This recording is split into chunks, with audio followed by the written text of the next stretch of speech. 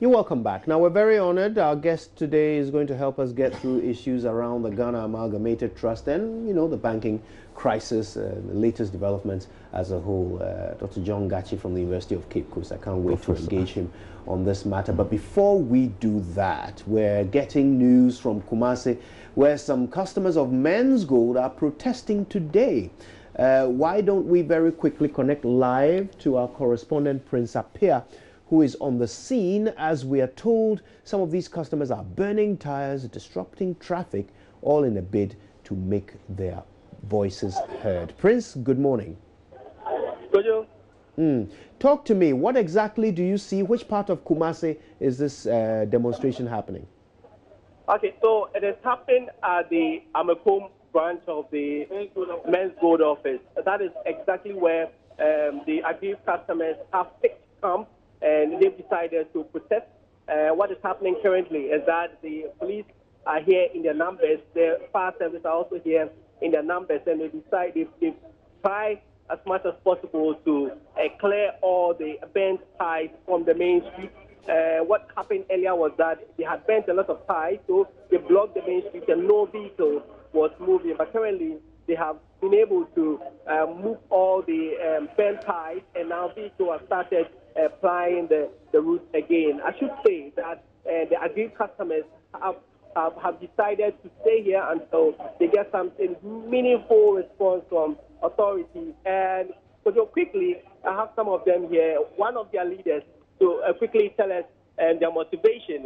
So they've embarked on a number of protests across the country. Thank you very much for joining us on JoyNews. Thank you very much. So tell us, why this particular one? This particular one, we are organized. We understand the president is in town. And as a matter of fact, the silence of the president on this Men's Gold issue leaves much desire. We don't understand why prominent people in this country, especially the president, after we have petitioned his good office, and that of the eminent chiefs and the key stakeholders in Ghana here, to intervene in this matter, it has turned to deaf ears. For 4 months now, we are losing our people. The 1.8 million customers of Men's Gold, every now and then, people are dying. And the question is, why is the president silent over all these issues that affect 1.8 million? As we speak, Nana Apia Mensah is working free. And as a leader, as the commander-in-chief of this country, your mandate is to protect your people's interests. So why is it that the president is watching unconcerned? The president I would say that is insensitive to the plight of Ghanaians. Other than that, this Nana Apia Mensah will not be working free. Let me tell you one thing. SEC and BOG did preliminary investigation into Men's Gold activity. And they concluded that in as much as they are going to close down Men's Gold and blue marketing, they have to protect investors' investment, although they did the business illegally. So the question is, now that SEC and BOG have succeeded in closing Men's Gold, did they take into consideration the investment of the investors? So there's been a number of protests across the country, and you are doing this one in Kumasi. What do you want to achieve with this one? This one, as I said, the president is in town. Otufo is also in town. And we want to appeal to them that they should intervene as a matter of urgency to find a lasting solution to this problem. Other than that, we are not going to seek peace. What is the solution you are looking for? To force Nana Apia to pay us. Because Apia Mensah promised us that within 3 months he's going to pay us, which elapses tomorrow. That is 9th. And that is why we wrote petition to President that he should come in to ensure that whatever Apia Mensah has promised us, he will deliver. We were not asking President to use Ghanaian taxpayers' money to pay us.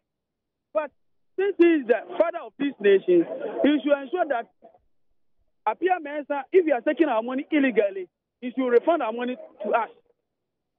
That is the more reason why we are conducting this protest.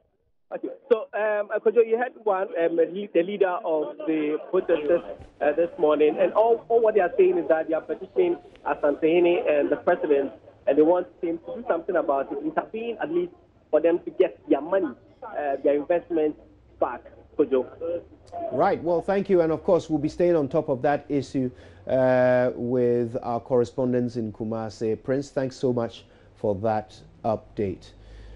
Ah, boy. Well, this matter is certainly nowhere near its end, so we'll bring you more.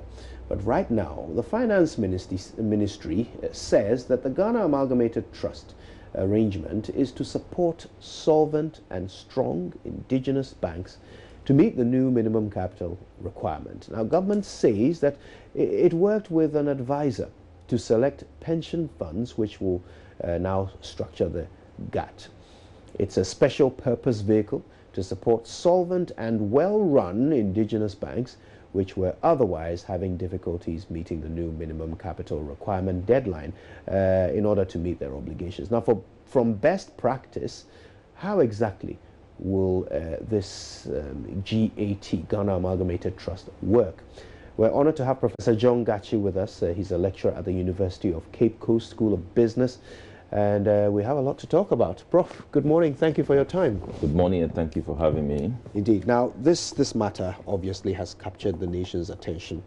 The latest move by government following the passing of the deadline on the 31st of December for all banks to recapitalize to the tune of 400 million Ghana cedis. The latest move was that to save some local banks, this Ghana Amalgamated Trust has been formed. Now, we are told they've already selected 5 banks that will benefit from this.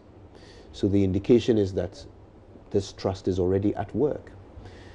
But details are very hard to come by. I don't know whether perhaps as an academic in that field, whether you have chanced upon any details of which trusts form this Ghana Amalgamated Trust, for example?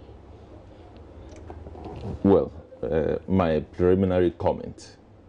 I want to indicate that this is not the first time we are, as a country, we are structuring something in this form to support ailing financial institutions. You will recall that it is not acceptable for the regulator to be regulating universal banks and at the same time having shareholding in universal bank. Correct. But we experienced that in the past. Why? Because at that time, the regulator was in position to temporarily invest in those entities and exit with time. But those investments became permanent. That is what even today you have Bank of Ghana having shareholdings in ADB, which is not supposed to be the case. In other times, they try to talk to some of the state-owned entities which are liquid to support. I don't want to mention some of the state institutions. So that is why when you go to some of the banks, you will see those institutions having shareholdings. It is just because you want to bring in some entities. SNIT is an example. Well, let's not keep it a secret. I mean, they are not doing it in secret, are to they? Support. yeah. But the point about GAT, and before I go to the point about the GAT, we indicated when this thing started that, look, given the number of employees by these local banks, given the engagement in financial intermediation and support for the economy in general, if they did not engage in any serious criminal activity, that was the time for the government of Ghana to build them up, to support them to stand. Right. They refused that idea was not tenable. You hear everybody talking about if you can't meet the minimum capital, go and merge. As a merger is such a huge solution to our problem. So if you want to dress the wound of somebody, you don't wait until you come to a point where it became very difficult. So if the government would do this, why wait until all this time elapsed? And then at the dying moment, 31st, then all these issues were coming up. So I think that the timing, even though the idea to support the local bank is good, but the timing very bad. Now, when you come to GATT, GATT is supposed to be established by government. Yes. And government has also indicated partial guarantee. Now, which means that this is a state-owned entity. Right, yeah, special purpose vehicle. That will be raising funds for a special purpose. That's what we are calling it, special purpose vehicle. Now, the point is that what are the rules when a government is setting up entities like this? Parliament needed to be consulted and approve the process. Parliament need to have clarity as to what they will be doing, what to be the exit process, who will be the beneficiary. At the end of the day, are we going to shortchange these local banks, or we are actually supporting them?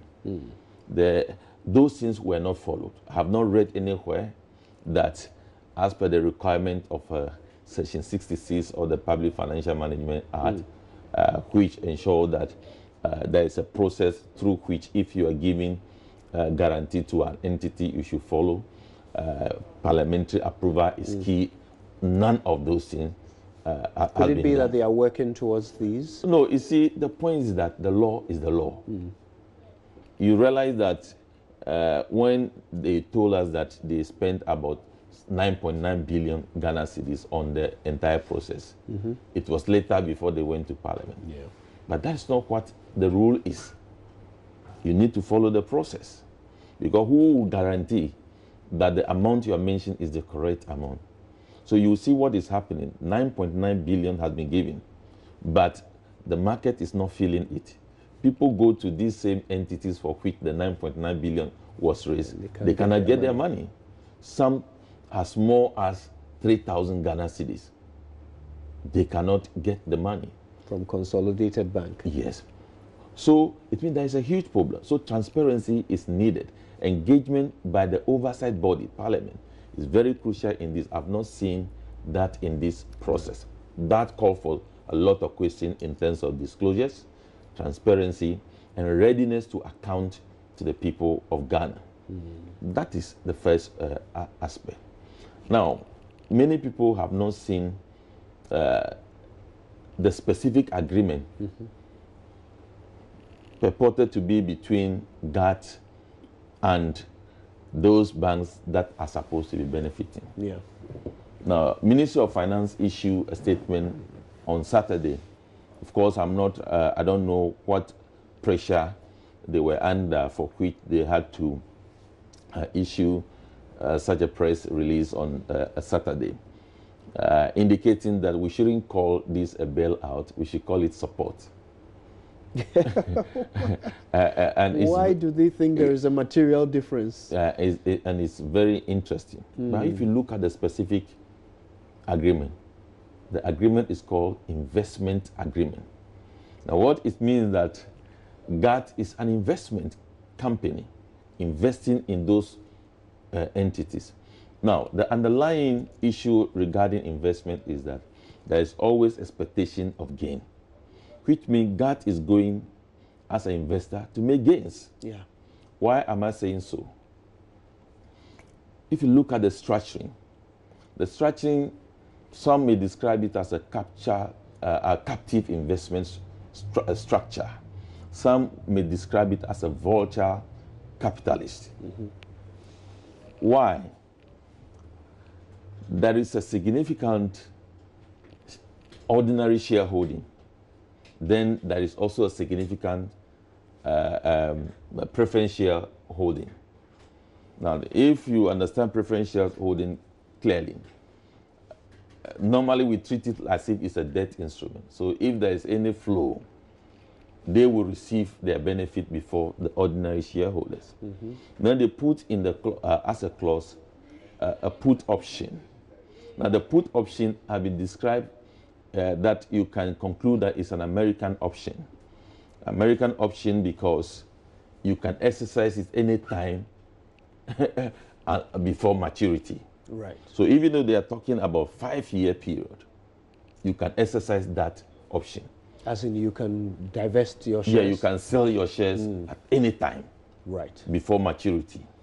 Now, there's another option that you can even convert. So, assuming that you sell all your shares in the entity, in the local bank, you still have preference shares. So, you can even decide. That's another option in it. You can even decide that, look, this preference share, I'm now converting it into ordinary shares. So, you sell off your tier 1 ordinary share, but you have option to convert your preference share to stay in the business again. Now, the question we should be asking, are we really supporting these local banks in terms of their contribution to this economy in the past, providing funding for infrastructure development, engaging our people in work, providing advisory services to our businesses, grooming businesses here and there, contributing to GDP, contributing to revenue mobilization over the years? Do we really want to support them? Or we have at the back of our mind that we are engaging in vulture investment where we will capture this invested at the end of the day? Now, take this example. If my minimum capital is 120 million, and GAT is bringing 280. Already from first principle, GAT is a majority shareholder. Right. Are we taking over these businesses or we are supporting them? So these are issues that the Ministry of Finance need to clarify, because we can't say that we are supporting indigenous businesses and at the end of the day it becomes a vulture investment that we have made to capture them. Do we know which pension funds are participating in this trust? I don't know.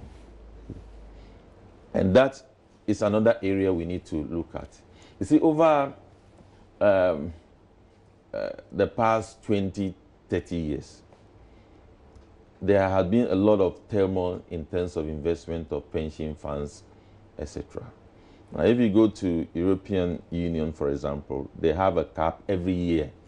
They pronounce a cap as to what will be the percentage of the funding of pension fund that can be invested in risky investment. I want to describe this as a risky investment because these are banks which are going through difficulty. In fact, many of them have actually scooped everything they can find on their books, everything they can find to be classified as fund.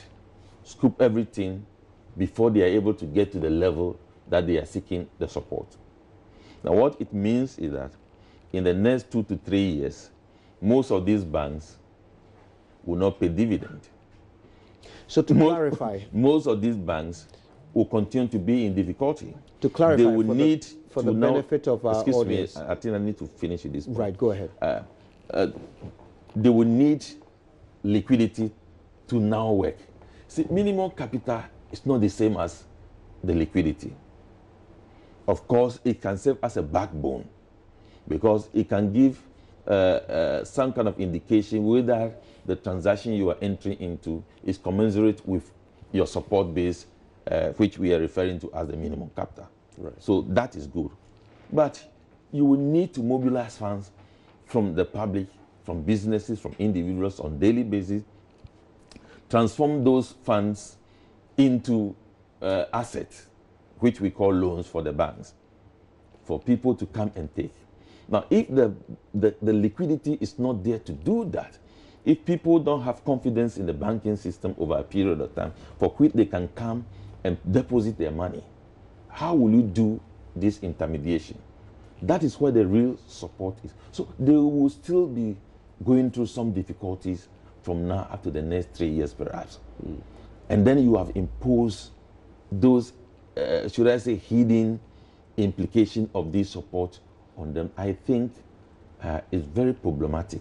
Okay. We need to address these issues so that the owners of this bank know that at the end of the day, it's not a ploy to take over their business. Because the example I gave, if somebody is bringing 280, already is the majority shareholder. And if you look at the right given to the investor in the investment agreement, they are the boss. So we need to just be fair to our own system. Forgive me, Prof.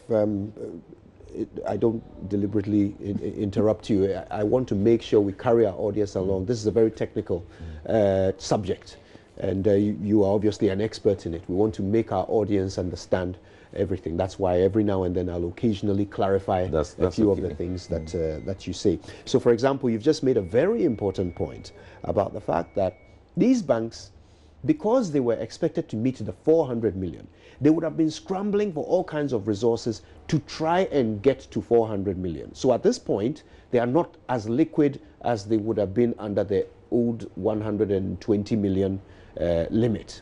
So at this point that they've leveraged so much of their liquidity to try and meet it, wherever they are now, this is the point from which governments or special purpose vehicles support will now top them up to the 400 million. So they will still be a bit tight for some foreseeable time in the future. I was going to ask, is it not an option for the GAT to decide when they are determining how much money to invest in a bank to include that extra margin to make them liquid? That is possible, and what it means is that the strength of the investor is increased again from that basis.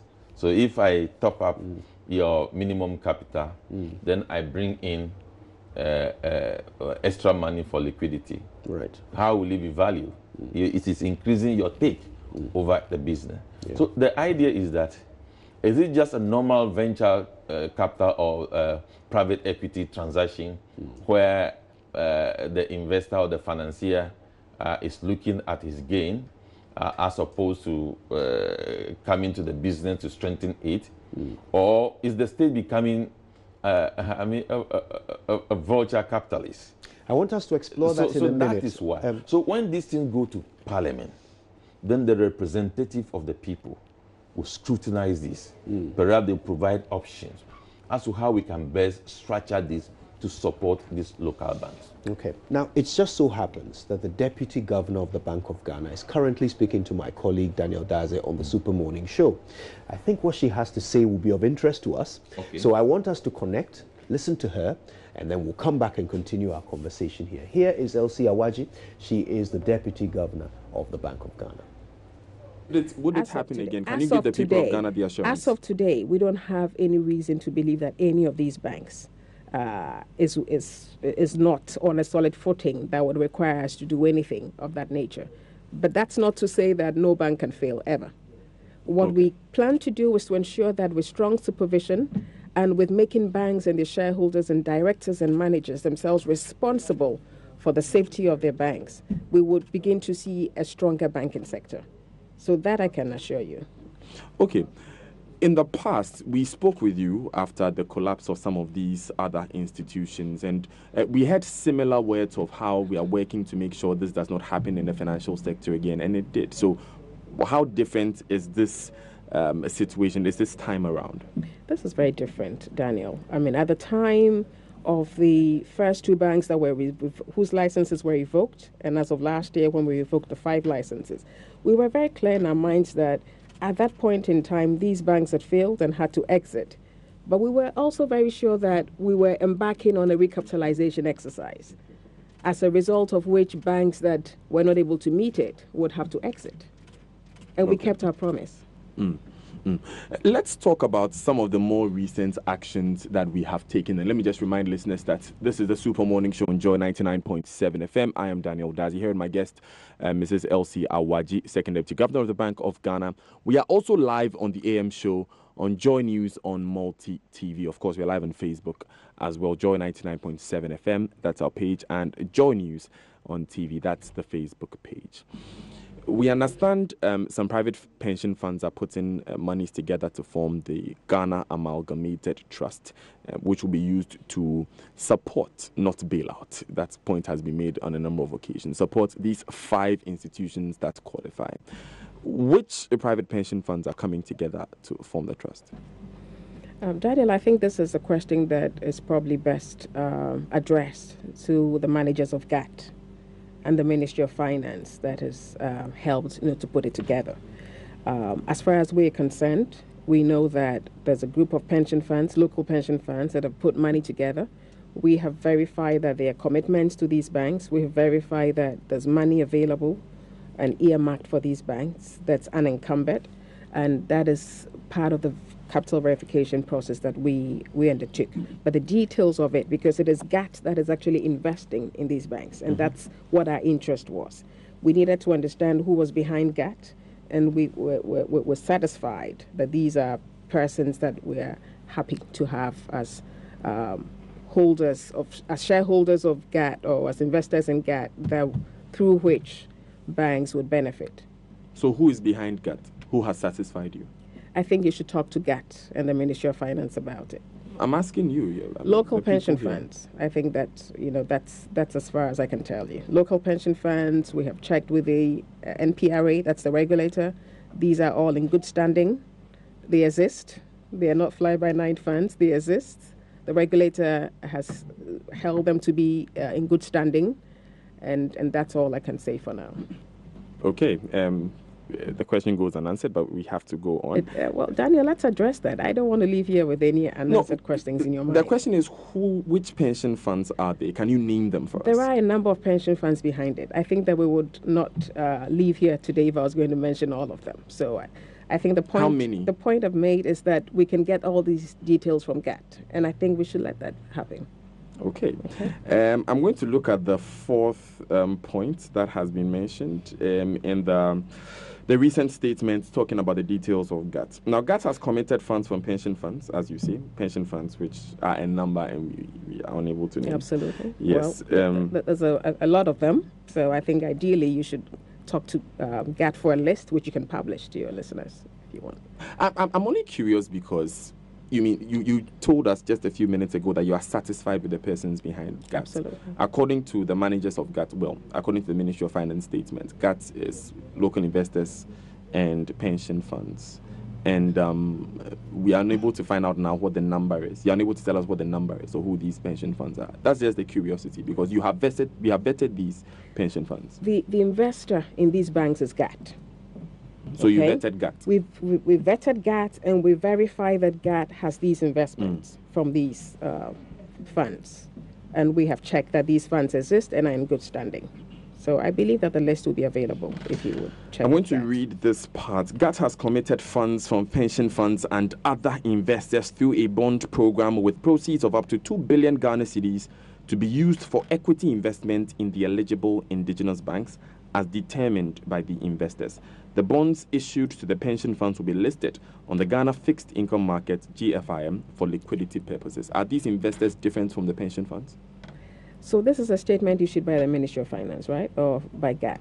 Ministry of Finance. This is not the Bank of Ghana. No, this is right? not the Bank of Ghana. Okay, so I'm not sure why you're asking me questions about a statement issued by the Ministry of Finance. But suffice it to say that GAT is itself an investor in these banks, and behind GAT are bond investors, which we know to be pension funds.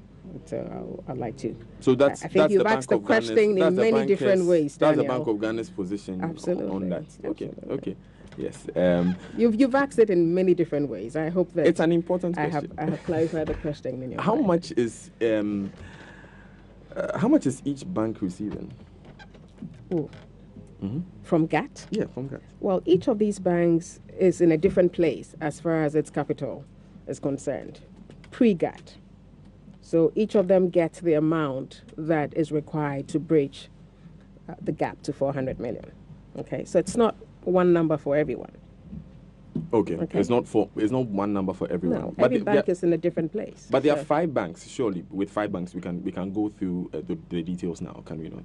Yeah, so what are you trying to find out? The total amount of money? No, the total as given in the statement is 2 billion. 2 billion, yes. absolutely. So when you divide that 2 billion into Well, 5... I don't have the data right in front of me, but I know that every bank is closing. For example, you have Omni and Basic. They have merged.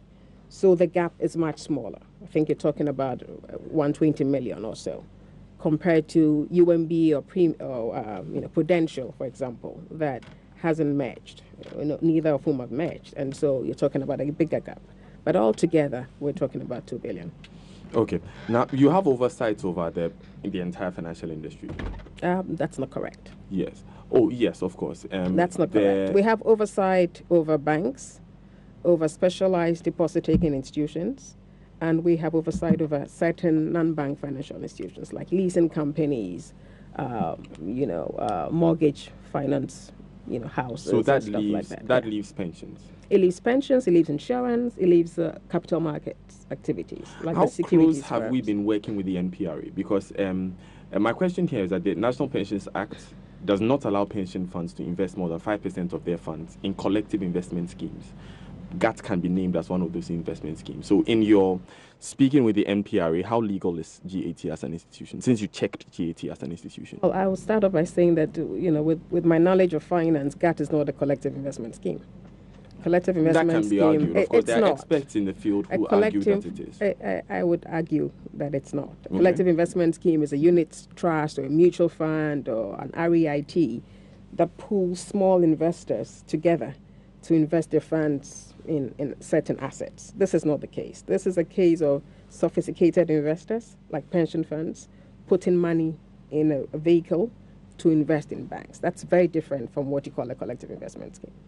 Now, let me say again that the NPRA has been very much part of this arrangement, and they have given assurances that they have blessed the process by which pension funds will put money in GAT and in turn GAT invest in these banks. So the commitments have been made, firm, irrevocable commitments sanctioned by the NPRA.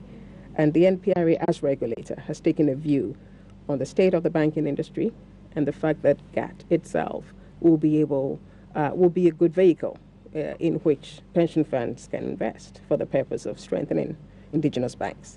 And so that I think any more questions about how NPRA finds comfort in these arrangements are best addressed to NPRA.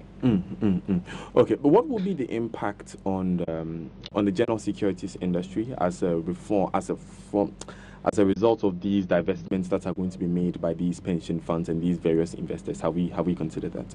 You mean at the back end when these investors pull out? Yes, when these monies are being, because these are monies that are being invested elsewhere, and we are going to redirect them. What you mean. Right. We are going to redirect them into the banking industry.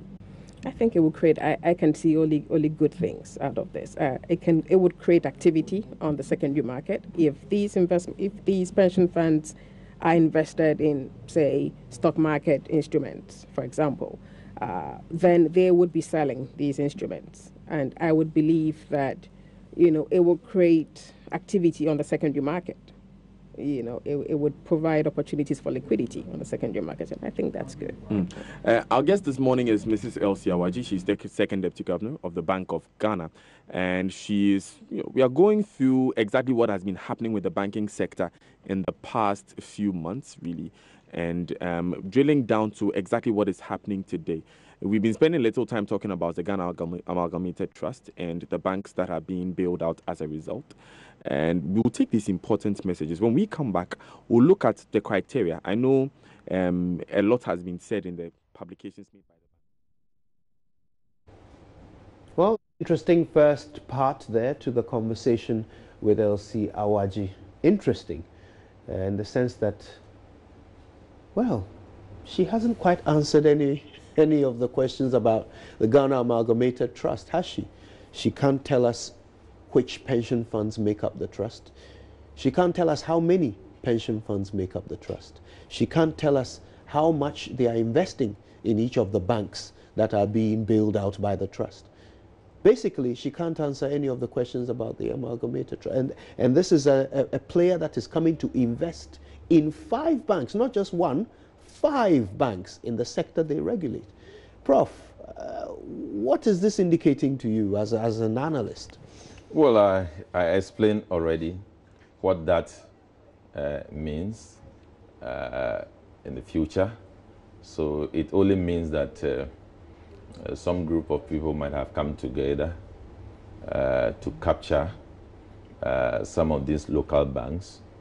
And as he rightly said, it's not all the banks are not going to get equal amount. So the shareholding of GAT in each of these businesses or banks will be different. And that will determine the level of control that these investors will have and capture it, perhaps before the 5-year period or at the end of the 5-year period. So for me, she has actually confirmed some of the things that we are afraid of. She can't tell you who is behind the GAT, go to GAT. But if you read the investment agreement, that is purported to have been signed, it is very clear that the Bank of Ghana went through the process and has sanctioned. So what did you sanction? You didn't know these are investors. But you see, she's not saying she doesn't know. She says she can't tell us. These are investors who are coming to redeem the situation, and we cannot mention them. And their own businesses operating in the pensions industry. We cannot mention them for the good job they are coming to do, for which the Bank of Ghana approved the process and say that everything is okay. Bank of Ghana doesn't know those behind the GAT, and they approve. So they know, but they just don't want to tell us. Yes, they don't want to tell us. Why do you think that is? What could be the possible reasons why the Bank of Ghana does not want to name these pension funds? Well, for me, outside the Bank of Ghana and outside the Ministry of Finance, and as a citizen, all that I can say is that I am not in their mind, but they are doing the service to us. Our parliamentarians need to be interested in this matter. The people of Ghana need to be interested in this matter and demand for disclosure, demand for accountability, demand for responsibility from the Bank of Ghana to all of us, and that is very, very important. We don't want a situation where at the end of the day that we claim that we are supporting. The word is supporting, but actually it's an investment. Yeah. She has used the word investment several times. Yeah. So, but Minister of Finance issue a statement that call it a support. Don't call it any other name. So you can see the differences in the language. So that is the more reason. Look, the point is that we have seen financial market, we have read, we have experienced, we have seen what happened across the globe. In times of crisis, you don't treat anybody as an angel, but you only treat everybody, benchmark them with the requirement of the essence of the ethos of the industry, the requirement of transparency, the requirement of responsibility, the requirement of disclosures. That's all that we want. And if those who are supposed to be giving these 4 key elements that draw the confidence in the financial market. Remember, one of the duties of the Bank of Ghana is investor protection. There are some investors in this bank, they will be serving as minority in some cases. Minority investors are also supposed to be protected. So if the language doesn't seem that the one at the apex of the banking regulation and financial market regulation, I'm talking about Ministry of Finance, and the key regulator, Bank of Ghana, is not willing to do this thing, then I wonder how minority shareholders, especially in these banks, are being protected. Now, she mentioned that these pension funds are all regulated by the NPRA. They have checked them and are happy that the investments exist. And obviously, they are fit and proper to be shareholders of banks. Otherwise, Bank of Ghana should not be approving them. So, in line of this, we can make a safe assumption that these pension funds, which are corporate beings, there's no question or blemish on them in terms of their ability to be shareholders of a bank. See, so if that is the case, it is GAT which is the shareholder. Those pension funds, they would are be just the beneficial. they are just bond investors. Right. So we don't know the arrangement between those bond investors, that is the pension funds, and GAT. Right. We don't even know the coupon rate that they have charged or they are going to actually require from GAT by giving them the money. So at this point, it is GAT which is investing.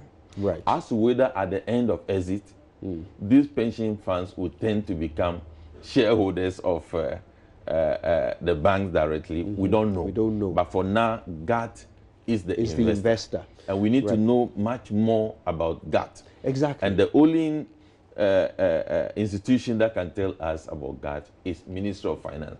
But remember, on a Saturday, Minister of Finance say, don't even call it a bailout, just call it support. But isn't that perhaps a problem? The fact that only the Ministry of Finance can tell us about GAT. Should the Bank of Ghana not, as a matter of course, should they not know who is behind who in this whole setup? The bond investors and should they not know who is behind everything and make sure that by some roundabout way, an individual or organization that should not be in the banking sector is not somehow making its way in through GAT? Is it not the Bank of Ghana's gatekeeping role to know this? Well, I think they know that. It's only that they don't want to speak to us. That is problematic because, you see, for Bank of Ghana to classify those banks as going to be supported by this arrangement, and for that matter, pass them, not to put them together like they did for other banks, is because they are satisfied about all these things. The Bank of Ghana will scrutinize all those things. In fact, some of the punishment they are giving to some of the banks is as a result of they not knowing much about the clarity about the investment of shareholders and the rest. So Bank of Ghana cannot tell us that they don't. They know. It's only that they don't want to. Which makes me wonder us whether it's possible that some of these bond investors are not actually pension funds. But we will speculate further on that issue when we come back. We can reconnect now with the Super Morning Show. They are live. If you don't mind, we will come back and take your response on that. But right now, let's reconnect with the Super Morning Show. Elsie Awaji is speaking to Daniel Dazi. And for market reasons, had not been able to raise them. And three, these banks were well governed and well managed. So this is a criteria that was that we didn't choose those banks for them. They chose the banks, and they decided who they were going to invest in. Also banks that give comfort to the pension funds that were behind GAT.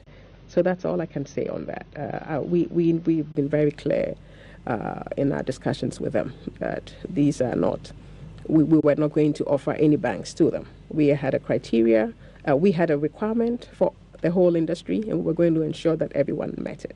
And that's all that we did. From where you sit, away from what informed people's decisions, from where you sit, is GN well governed and solvent?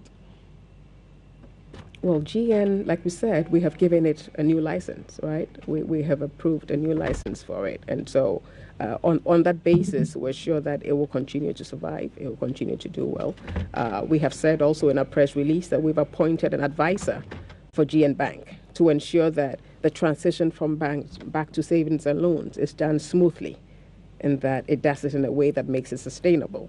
So, of course, we're going to be keeping very close tabs on GN Bank, making sure that they're transitioning right and are sustainable.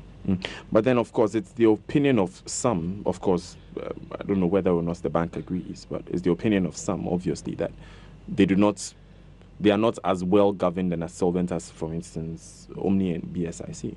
Well, I mean, we're not GAT. Bank of Ghana is not GAT. Which is why I was asking that from where you sit, what is the... Like I said, the decision in terms of which banks GAT was going to invest in was purely on the basis of GAT's own assessment and the assessment of its investors. And we had nothing to do with that. As regulators, we could not have been part of that discussion in terms of who's going to be picked. We just wanted to make sure everyone that existed from the date on which we made the announcement had met the requirement, and that's all we're interested in. Yes. Now, let's talk about some other sectors of the financial industry now that you still have oversight over. Now, we have about 566 licensed microfinance institutions.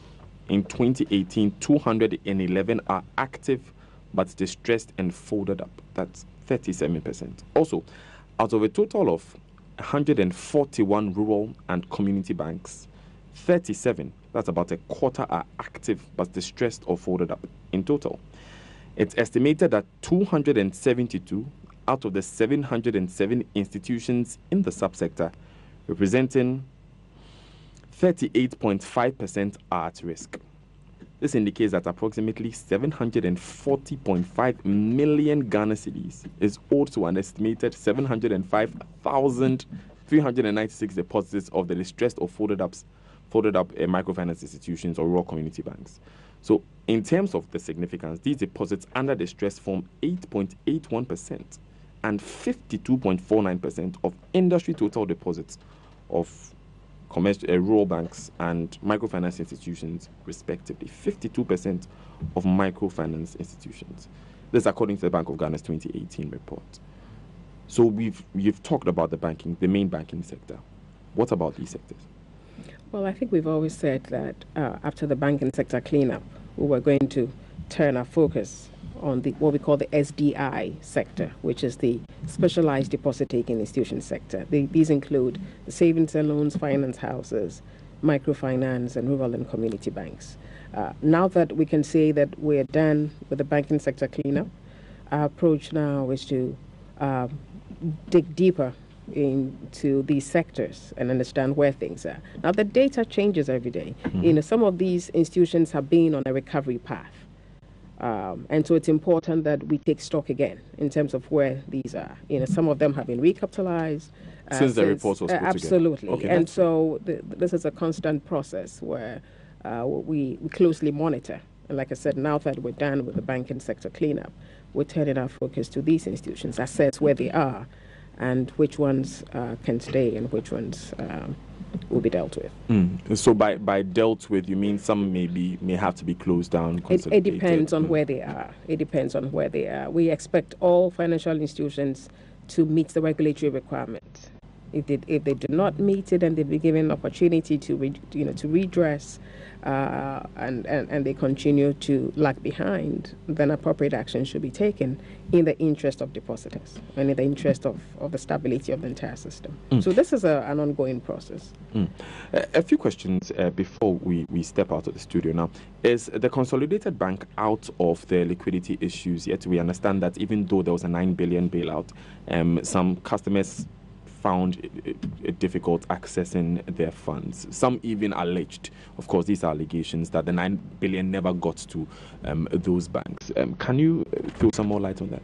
I'm not sure where the 9 billion is coming from, but Consolidated Bank had taken over 5 banks as of August 2017, and for that, a bond of 7.6 billion was issued to it by the Ministry of Finance on behalf of government. So the 7.6 billion is the asset that it got, right, from government to support, operating the accounts that were transferred to it. Out of that, 3.2 billion of that bond was monetized by the Bank of Ghana to provide liquidity to CBG, because the bond is a good asset. However, it pays coupons twice a year. Is that meaning we bought that? We bought a portion of the bond to provide upfront liquidity to CBG. Now, what people need to understand is that after I took over those banks and those deposits, although money had been given to it to pay out as and when depositors needed their money, you also have to understand that there's a process by which claims have to be verified and validated. And some of that took a long time because of the state of records at those banks. The examples of those banks that had commingled banking accounts.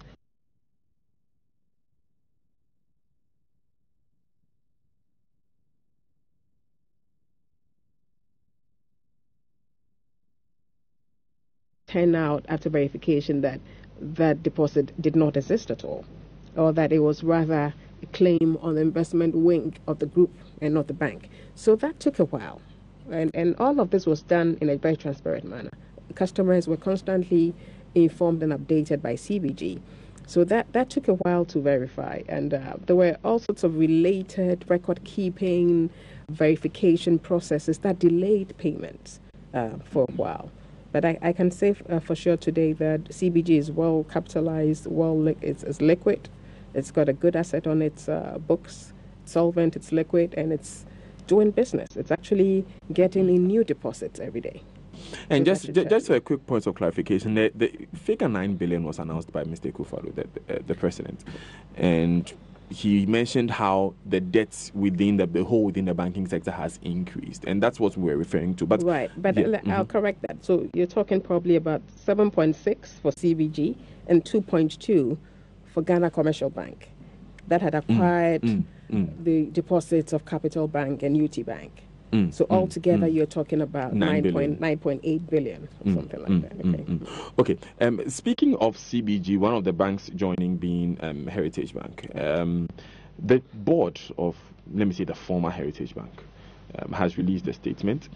I'm going to read just a bit of it. We would have preferred not to enter into any public disputation about these matters with the central bank, so as not to further darken the cloud that hangs over the ongoing banking reforms. However, we owe a duty to ourselves, our cherished customers, our dedicated staff, who, in the face of challenges, remain committed to the vision of the bank. Okay. It says that they want to clarify certain claims in the press release by the Bank of Ghana that are either complete falsehoods or inaccurate at best, and they go on to name a number of them: suspicious source of capital in related matters, grounds for revocation of HBL's license, and a number of others. They say your statement contains clear falsehoods. Well, that's their view, and our view is that we're standing on solid facts and law, and that's where I'll leave this matter. Yeah, I mean, because it's named, just the first one, the suspicious source of capital in related matters, as part of its due diligence ahead of granting of HBL's provisional banking license. It has confirmation from Cocoa Board of the existence of the contractual arrangement between Cocoa Board and the said shareholder. Daniel, we've examined all the records available to us, internal and external, and everything we said is backed by the facts available to us. Okay. Does that then mean that these checks may have happened, but the licenses were issued? The license was issued. We have verified the facts and the records available to us, and we're standing on firm ground when we say the things we've said in our press release. Okay. What do you say to persons, and it's not just Heritage Bank former board members who say this, but almost all the banks that have gone under? We find persons within saying that, look, they are being targeted. The Bank of Ghana is being selective. Since you are here, let's clarify that. Are you being selected? What would be the basis of that allegation, of that claim? I mean, we have Heritage, for instance, has named something saying that you're stating falsehood, which you dispute, of course, but that's their position. I did dispute that. And people are well within their rights to dispute actions of the central bank and dispute facts. In the end, there are processes, for confirming who's right and who's wrong. And I would encourage people to pursue those. But we have acted based on information available to us. We have used the same law. We have used facts available to us, which we have cross-checked, which we have investigated and confirmed, based on which we've taken action. And based on that, it will be very difficult for anybody to show that we have been selective or we haven't applied the law fairly. I mean, one of our greatest responsibilities as a regulator is to be fair, but also to be firm. Of course. And we're committed to the rule of law. Just as we want to act within the confines of the law, we expect everybody else to operate within the confines of the law, and that we will make sure. Of course. And some of these people, like you said, some have chosen to challenge. Some of these people have gone to court challenging the decisions made by the Bank of Ghana. Is this affecting your work in any way? Not at all. Not at all. People, aggrieved persons are well within their rights to go to court or go to any other mechanism available by law. to pursue their case or to challenge actions. That's well within their law. I mean, their rights. We, like I say, act based on law and fact. And whenever we've been hauled before the court, we have gone to tell our story. I like the way you say hold before the court. Now, the other for lack of a better word. The other leg of this discussion has been that, and it has been stated, for instance, in reports that we have seen commissioned by the central bank, that there was forbearance on the parts of the regulator, being the Bank of Ghana. The Bank of Ghana in the past reportedly transferred some 9 directors after the collapse of some of these earlier banks. Let's start with these 9. Has any further action been taken against them? But where is this coming from? Where is this idea that 9 persons were transferred because of earlier actions? This was confirmed by Mr. Osei JC, the current head of the Banking Supervision Division, when he was sitting in the chair you're occupying now. Well, we've had transfers within the bank, but I'm not sure anyone has linked them to anything in particular. I mean, as part of our ongoing strengthening of the Bank of Ghana, we would move people around. We're always assessing, strengths and competencies and needs of the bank. And as a routine matter, we will move people around. Everybody who joins the Bank of Ghana knows that they're not assured of one department. And so let's leave that matter there. So these transfers have nothing to do with what's happened in the banking sector? We have said time and again that we have instituted an internal investigation process. That process is still ongoing. We've set up a whole unit, a whole office for that, an independent office to investigate what may or may not have happened that led to the failures of these banks. And we have given assurance to the public, which we stand by, that anybody who's found to have been complicit will not be spared. We would exercise all the administrative powers available to us to bring them to book. Meanwhile, we have also passed on every information we have about these cases to the appropriate state agencies, law enforcement agencies. And if they find that any persons currently working at the bank or previously working at the bank were also complicit, they also have the processes that they're entitled to follow. But we, as management, have put in place a mechanism. That process is still ongoing. And we're getting regular updates. We want to see that it's an independent process. We will not be involved in micromanaging it at the point at which it's final.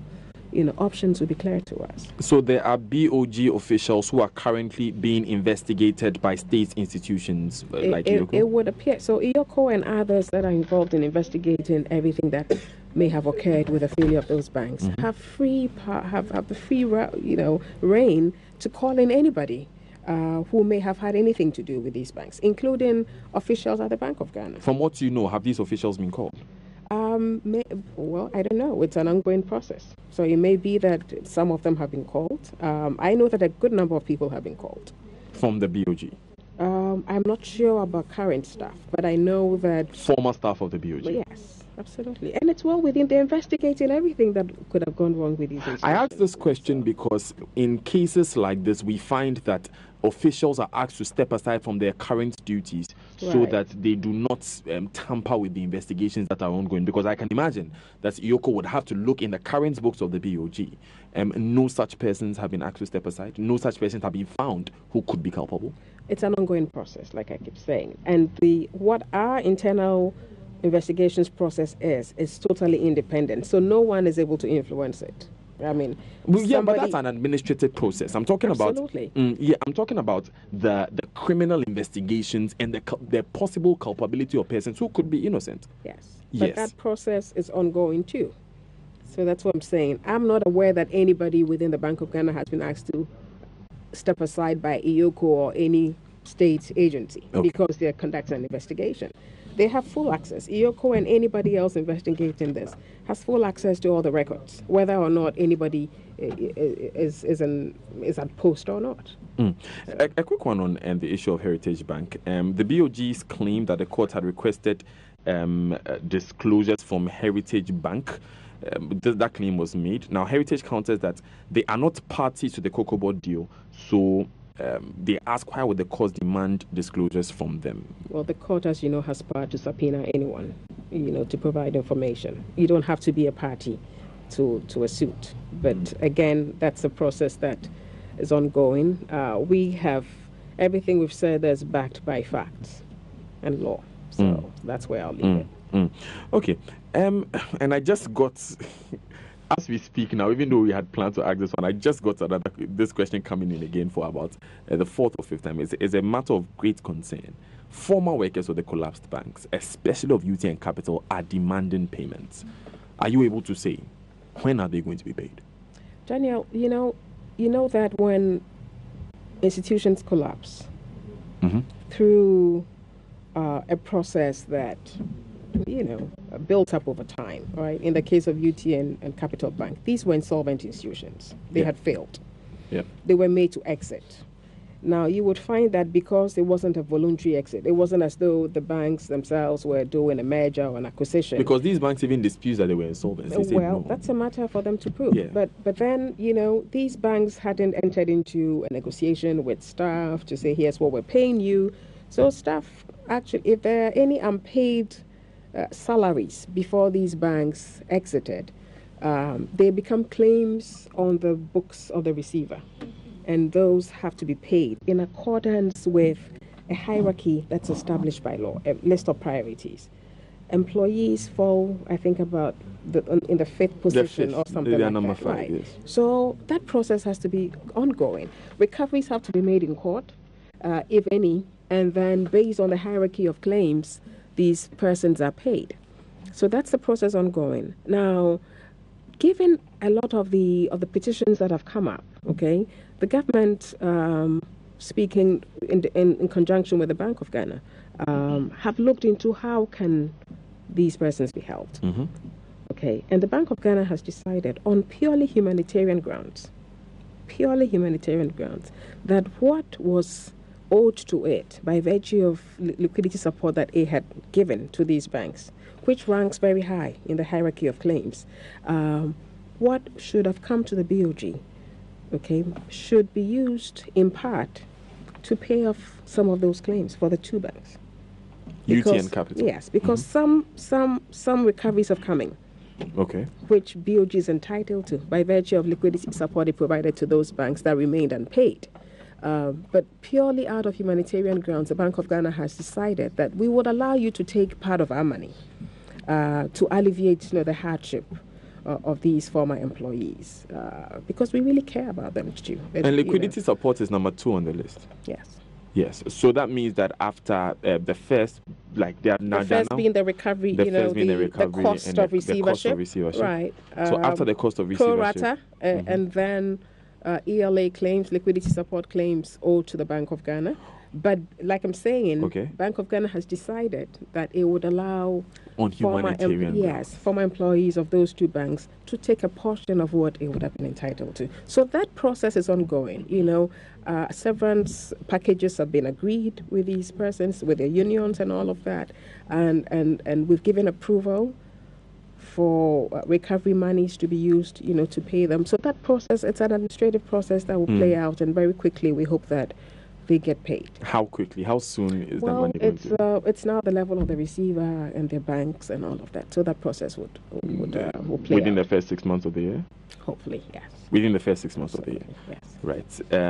Mrs. Elsie. But I think we all have to understand that we have done this out of step, but also for a very good reason of wanting, to support these former employees. Will this extend? You mentioned UTN Capital specifically. Will this extend to employees of any other banks? It depends, because the 5 banks that were closed last year have a recovery process in court that hasn't gone far. Okay. Right. So it really depends on what's recovered. Okay. If any. Okay. Right.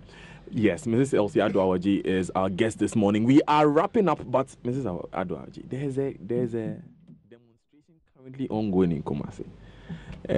Former customers, disgruntled customers of Men's Gold, who have hit the streets demanding their monies. Yet the Bank of Ghana is aware of this. What is happening? I have no idea what's happening.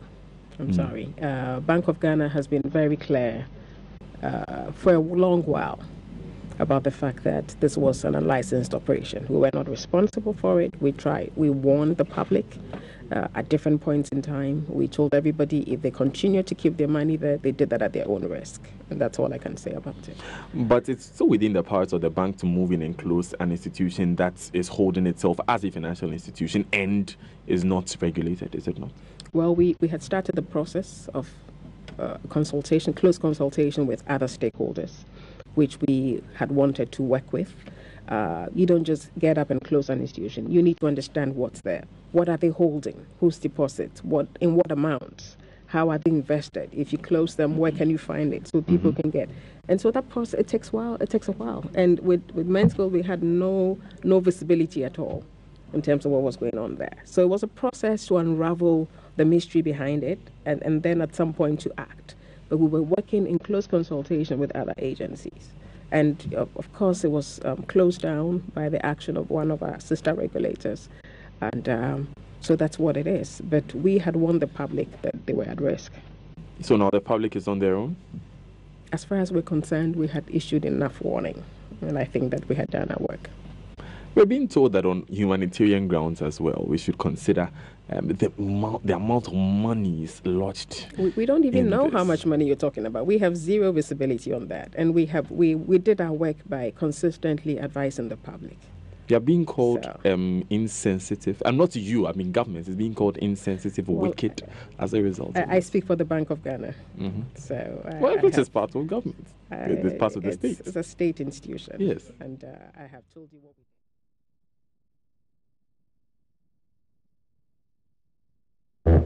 Deputy Governor of the Bank of Ghana, Elsie Awaji, there engaging in a conversation with Daniel Daze on the Super Morning Show. And I feel like I've learned a lot, and I've probably learned more from what she didn't say than from what she did say. Prof, your impressions? Well, some of the things were just within the law. So that is the process we need to question. For example, it is not very clear in the law, especially Section 16 of Act 930, whether when they are taking those steps to revoke your licenses, you are involved in the process. You are just called upon to comply. So if you look at the statement issued by the directors of Heritage Bank, it seems they were not involved in the process for them to argue their case, etc. That is why the problem is. So the Bank of Ghana believes that we are acting based on our art, but the art is not everything. You need to respect the rights of the people, proper processes, etc. You also need to bear in mind that your actions should not amount to taking over people's private investment, which is protected by the Constitution, especially in Article 20 of the Constitution. So that is why some of the actions of the Bank of Ghana would need to be interpreted by the court.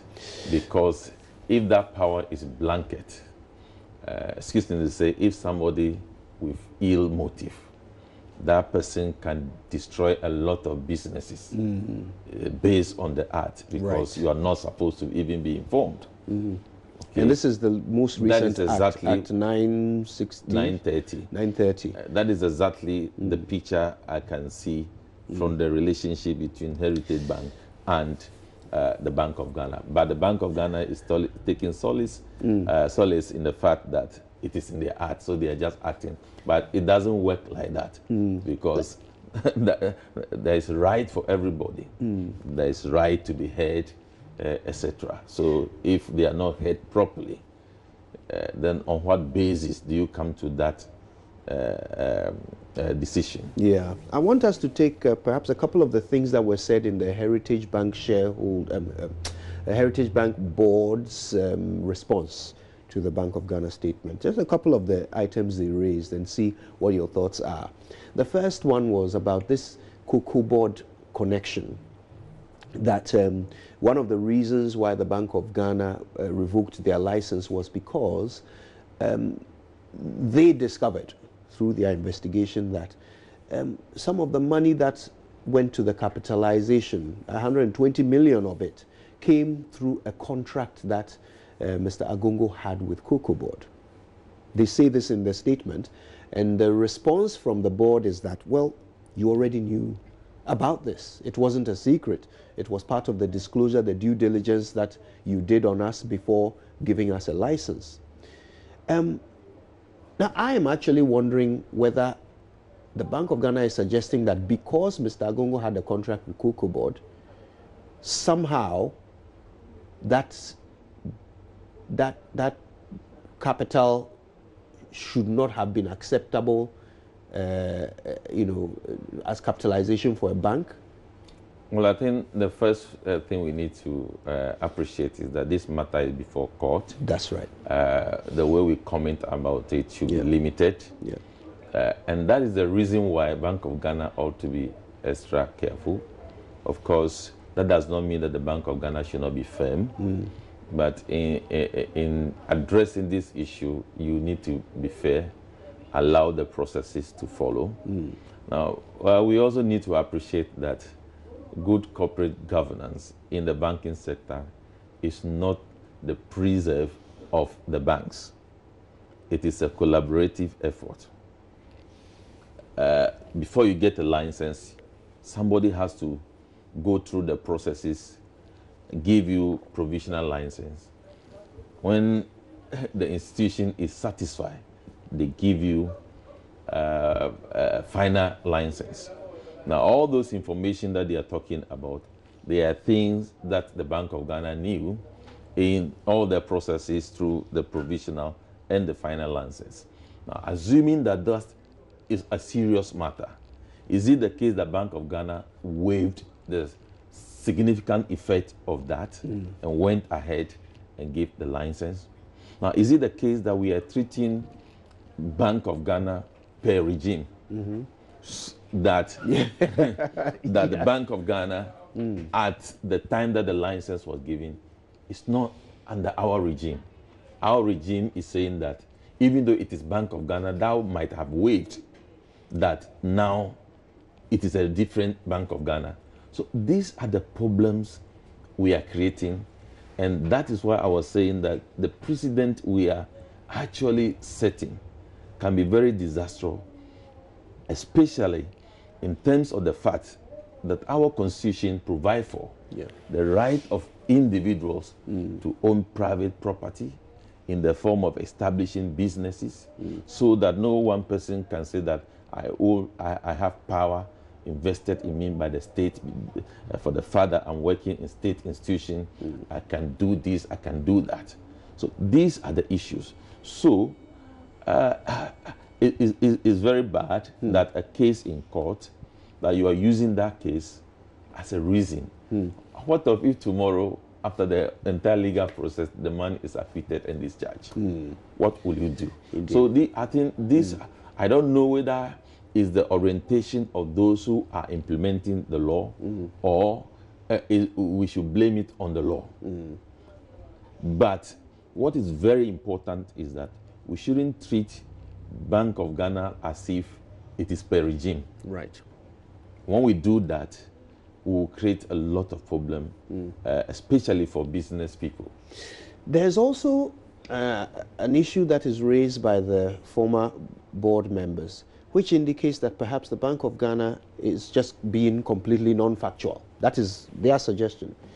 It is about the related parties. So there were 3 related parties mentioned in the Bank of Ghana statement, that the bank is overexposed to these 3 related parties. The board now comes back to say, okay, one of those related parties has a loan and an overdraft with us, which they are servicing, they are paying. The second one, they leased cars to us until a point where we bought the cars, so we no longer even have a relationship with them. The third one, they rent premises to us, so we are not overexposed to any of them. In fact, with the third one, we are paying them every month for rent. And with the second one, no longer a relationship. And with the first one, where there is exposure, they are paying their bills. So, I mean, I don't know. This is her word against his, or one person's word against the other. But how does this strike you? In terms of what the Bank of Ghana insists on? Well, I think the focus of Bank of Ghana is to enhance the banking system to ensure we have a solid, stable, and more responsive banking system, especially when it comes to our financial intermediation. But in so doing, as I keep on saying, let us not look at the operation of Bank of Ghana as if it's per regime. It is Bank of Ghana that granted the license. And these people are saying that these matters you are talking about, they are not things you have discovered. They are things which were filed with the Bank of Ghana. So if that Bank of Ghana saw these things and approve of them, why should the same Bank of Ghana be using same? But as I said, that matter is before court. Yeah. We should limit our discussion.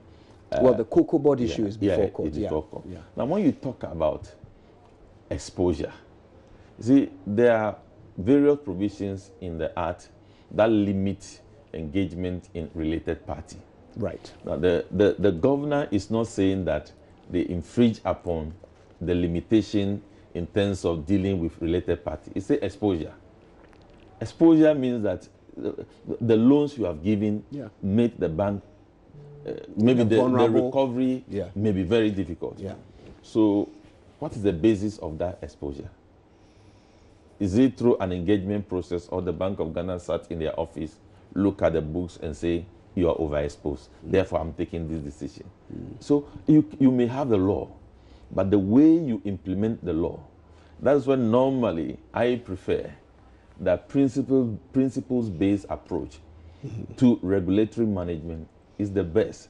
Because if you're not careful, the law says this, and then you pick it and you act upon it, you'll be endangering a lot of people, and you'll be creating a lot of problems that we may not be able to solve in our lifetime.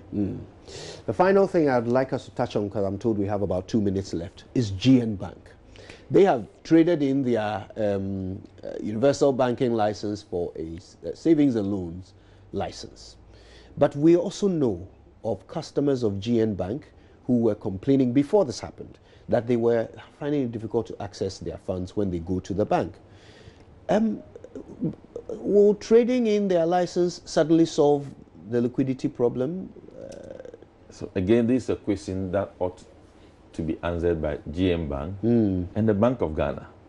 Because, you see, the Bank of Ghana is the regulator and the supervisor. They know, they receive continuous report from GM Bank. And they know that the problem they are facing is liquidity in nature. Because the government of Ghana owes GM Bank close to 2 billion. If that money is there, when people come to the bank to collect their money, they get their money, they have confidence. Is that the value of the government debt? So they will not go back and start telling people, I went to the bank to collect my money, I didn't get it. Then more people start coming. Even people who don't need their money now are also demanding for it. That's the panic withdrawal.